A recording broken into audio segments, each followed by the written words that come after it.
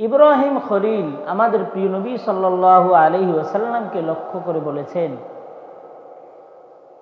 ইয়া রাসূলুল্লাহ, ইয়া হাবিবাল্লাহ, আপনার উম্মতকে গিয়ে আপনি প্রথমে আমার পক্ষ থেকে সালাম নিবেদন করবেন, সুবহানাল্লাহ।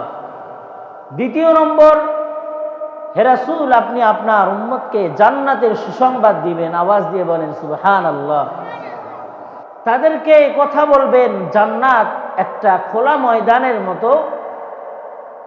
এই জান্নাত বান্দা যত সুন্দর করতে চায়, বান্দার আমলনামা যত সুন্দর হবে, বান্দার নেক আমল যেমন হবে, আল্লাহ তার জান্নাতকে সেভাবে সাজিয়ে দিবেন, সুবহানাল্লাহ।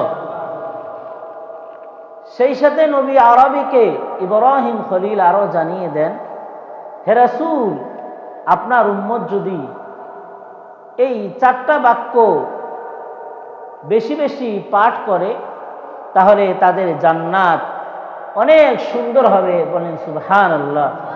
সেই বাক্যগুলো হলো সুবহানাল্লাহ, আলহামদুলিল্লাহ, লা ইলাহা ইল্লাল্লাহু, আল্লাহু আকবার।